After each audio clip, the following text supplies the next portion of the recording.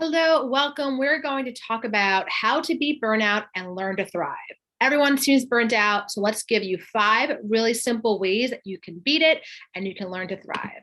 I am Sabrina Sarabella. I am a clinical nutritionist, wellness coach, all the things. So excited to talk to you about wellness and burnout today.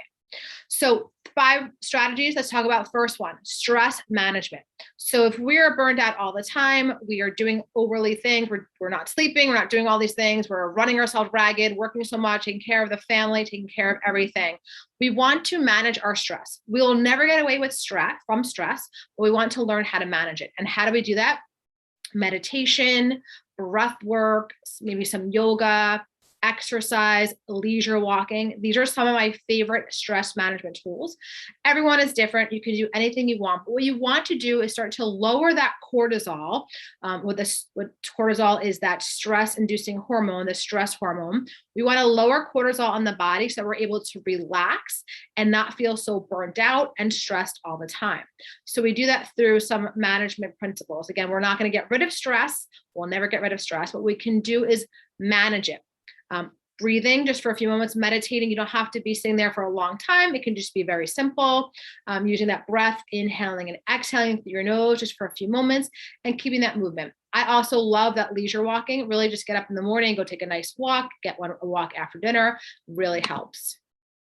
Number 2 is you want to practice self-care. What exactly does self-care mean to you? So again, everyone has a different definition of self-care. It doesn't always mean bubble baths and, all those sorts of things. It can be things like setting boundaries. When you're dealing with someone that's taking your energy from you, setting boundaries around them, letting them know they can't do certain things to you, saying no. A lot of times we get burnt out because we say yes to everybody and everything, and it just leads us to being burnt out. So you want to make sure you are learning to say no to certain things. Like, don't do things you don't want to do, you don't have to do. Say no. It's like my favorite word is no. Also, you want to be able to ask for help. Asking for help for people that can support you as a therapist, going to see maybe a yoga instructor for breathing work, for breath work, or maybe a personal trainer, do those sorts of things. And then also asking for help within your family and your friends. If there's something that they can help you with, you want to make sure that you're asking for help. Don't try to do everything on your own. You want to make sure, again, and that is the way that burnout happens, is that we're trying to do everything all the time on our own. We want to make sure we're asking for help with your people, your coworkers, with your boss, all sorts of things. Now, you also want to start to think about outsourcing. What sorts of things can you outsource out of your life? I talk about it working in your zone of genius. What are things that you do really well? You want to do those things. And what are things that you don't like to do or drains your energy? You want to outsource that out. Give that to someone else. So think about the things, whether it be in your home, maybe it's cooking, cleaning, things like that, or maybe it's in your office or your business. What are some ways that you can outsource things? You also want to be sure you're clear on your priorities. So thinking about your priorities and how to set them. What are some things you want to put first? Is it your friends? Is it your family? Is it social life? Think about that. And when you're asked to do things that are outside of your priorities, you say no, right? So make sure that no is very important, being to do those things. So setting priorities, looking at your priorities, setting boundaries, and saying no, super important, practicing that care for yourself.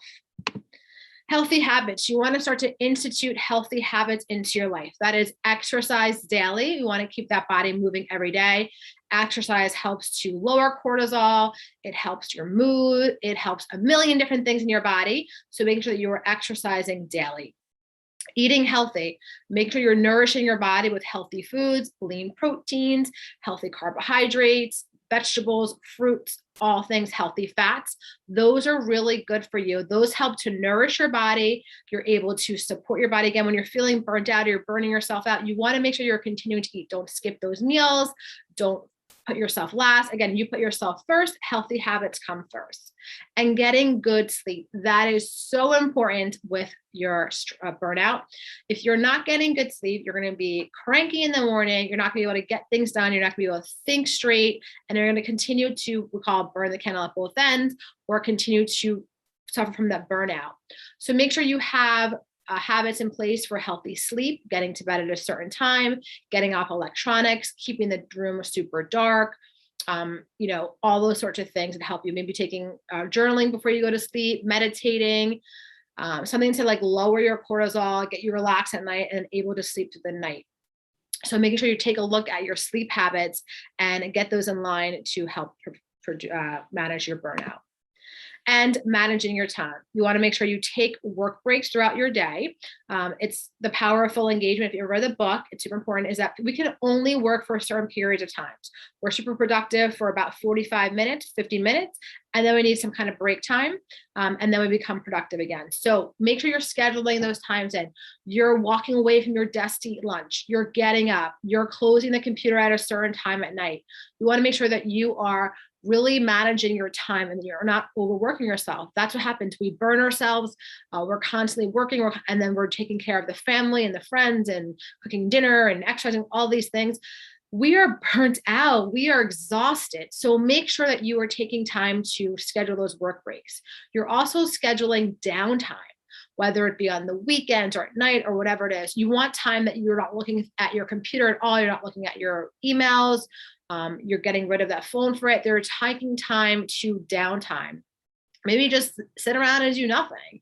Read a good book or just lay around and do nothing. That's really important. Organizing your work is super important too to help burnout. A lot of times we feel overwhelmed because we're disorganized. There are so many different things going on. We don't know what to do first. So making sure you organize your work is very important for burnout. Make sure that, again, you set your priorities in your work. What needs to get done first? What can you outsource? What can you give to somebody else? What can you ask to be taken off your plate? Think about all those things when you're working on that burnout. And then set up systems and strategies to work smarter and not harder. Whether if you have your own business or you work for somebody else, what are some ways that you can streamline some strategies to streamline your business? Maybe outsourcing things. There's plenty of lots of apps or services you can do to manage certain projects. So be sure that you use those and you set up those systems and strategies so that you can maintain your energy. It's super important. And our last one, number 5, is to always recharge your batteries. So that is like scheduling vacations, getting away from work for a week or a few days, however long it is. You are just recharging your batteries, practicing the art of doing nothing, not reading a book or doing something else or exercising. It's literally doing nothing, recharging your batteries. Whatever you need to feel like you've reached charge and you can able to get back out there again is super important in your burnout process. Hope those were helpful tips. 5 quick tips. If you have any questions, please reach out to me anytime. You can email me at sabrina@sabrinasarabella.com. Check out my website, Sabrina Sarabella. There's tons of free information on there, tons of free downloads you can download. And on Instagram, you can find me at Sabrina_Sarabella and find me at Sabrina Sarabella on TikTok too. I will see you next time. Have a great day. Bye.